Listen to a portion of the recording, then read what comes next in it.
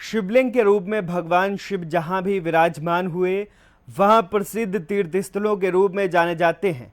वैसे तो शिव के अनगिनत शिवलिंग जगह जगह स्थापित हैं, लेकिन इनमें से 12 शिवलिंगों को दिव्य ज्योतिर्लिंग का महत्व दिया जाता है। शिव के इन्हीं 12 ज्योतिर्लिंगों में से एक हैं घुश्मेश्वर ज्योतिर्लिंग। हिंदू धर्म में घुश्मेश्वर ज्योतिर्लिंग को अंतिम ज्योतिर्लिंग का दर्जा प्राप्त है। बाकी 11 ज्योतिर्लिंगों की तरह शिव के अंतिम ज्योतिर्लिंग घुश्मेश्वर की महिमा अपरंपार है। शिव महापुराण में भी घुश्मेश्वर ज्योतिर्लिंग का उल्लेख है।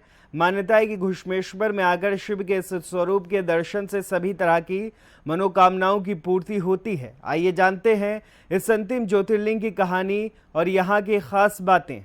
महाराष्ट्र राज्य के दौलताबाद में वेलूर गांव में घुश्मेश्वर ज्योतिर्लिंग स्थित है। मंदिर को घुश्मेश्वर नाम से भी जाना जाता है।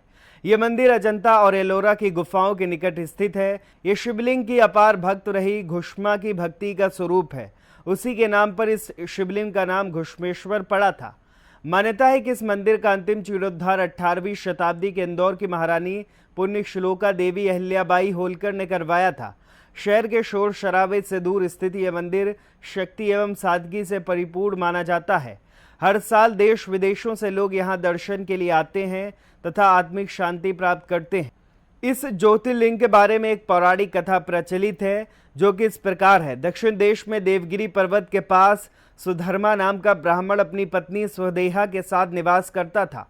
उनके जीवन का एक ही कष्ट था, उन्हें कोई संतान नहीं थी। कई प्रयास के बाद भी उनके आंगन में बच्चे की किलकारी नहीं सुनाई पड़ी। तब ब्राह्मण की पत्नी सुदेहा ने छोटी बहन घुश्मा से विवाह अपने पति का विवाह करा दिया।